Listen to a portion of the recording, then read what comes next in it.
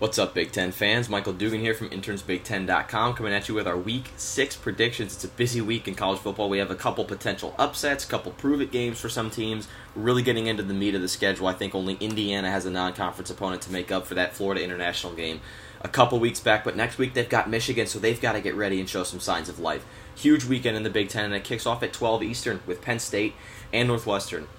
Penn State, two touchdown favorite, 14.5-point spread. I've gone back and forth on this one, honestly, whether or not I should make this my upset pick or not. James Franklin is 0-4 against Pat Fitzgerald in his career. He's going to be coaching angry. Saquon Barkley, we know what he can do. Northwestern's shown some signs that really concern me. They can't open up any holes for Justin Jackson, and Penn State's defense has been really, really solid this year. I liked Pat Fitzgerald in this coaching edge, in all honesty. Like I said, James Franklin has never beat Pat Fitzgerald. But I got to go with Penn State on this one. I think Saquon Barkley is just too much. Northwestern hasn't shown enough life offensively to get something going. So I'm going to go with Penn State, but I think this one could be a lot of fun to kick the day off. Charleston Southern, Indiana, like I said, Indiana wins that one. Peyton Ramsey just named the starting quarterback earlier this week, replacing Richard Lago. So that's something to keep an eye on. See how he does taking the majority of the snaps. Illinois travels to Kinnick to face Iowa. If you bet spreads, Iowa is favored by 18 in this one. Take the under. Like Charlie and I discussed on the podcast, Iowa can't get an offense going, and they haven't for the last couple of years. And Akron Wadley's waiting to break out. Maybe this is his breakout game, but I don't know if Iowa's going to win this one by more than 18. Iowa wins it straight up, but I don't know that they cover. Minnesota at Purdue. This one is going to be fun. This is a game that 2 years ago no one would have paid to watch. This is a game now that right when I get back, I'm going home this weekend to keep an eye on Penn State and Northwestern. I'm going to that game to get a close look at both teams. Right when I get home, I'm flipping that one on because that is going to be an outstanding football game in West Lafayette. Purdue 2-2, Minnesota 3-1. This could propel Minnesota to 4 wins and get them on their way to another bowl game. I got Purdue winning this one just because it's at home and they're going to be playing. They still have a season to play for. They could still make a bowl game. But Minnesota's rolling right now. This is a 4-point game again. I think it's going to be close. I got Purdue by a field goal. Maryland travels to Ohio State. DJ, I'm sorry, but I got to go with Ohio State here. Urban Meyer and DJ Durkin, same coaching tree. They know each other very well.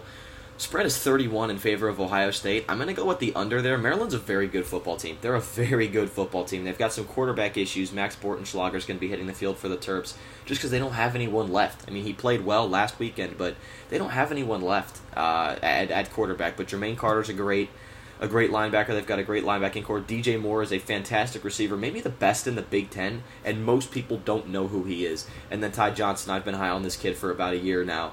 He's special, and he's fun to watch. So I think this is going to be competitive for a little bit, but Ohio State obviously I think wins. I'd be stunned if Maryland comes out victorious there. But when I bet against DJ Durkin, good things happen to him. I picked Minnesota last week because I just didn't think Maryland had enough in them, but I've got Ohio State winning this one. They do not cover, though. 31 is way too much.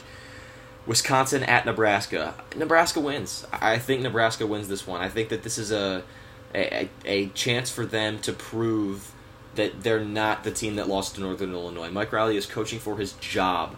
I think they've won 20 straight games at home at night. This is a 7 o'clock local time kickoff, 8 o'clock Eastern.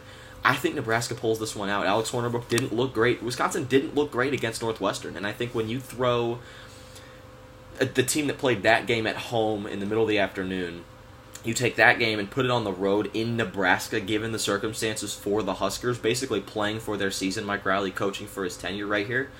I think Nebraska could pull this one out. I'm not entirely confident in saying that, but if there's going to be an upset this weekend, it's going to be either Northwestern or Nebraska over Penn State or Wisconsin. It's going to be one of those two, but I've got Nebraska in this one. They certainly cover the 11.5-point spread. And the big one, Michigan State at Michigan. We know what happened 2 years ago. Last year it was relatively competitive. Michigan State, obviously, in their down year. Michigan trying to find a spot in the playoff last year.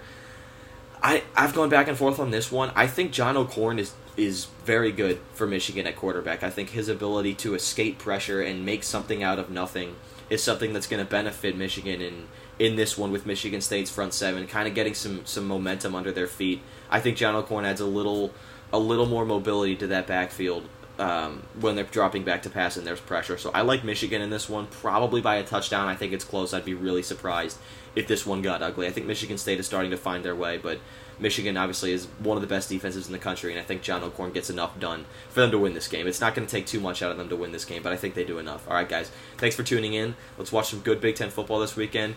Obviously, there's MLB playoffs. You can keep an eye on that. Some local teams. Charlie's Yankees are in it. My Cubs are in it. It's a big weekend for us. But thanks for tuning in. We'll catch you guys next week on the podcast.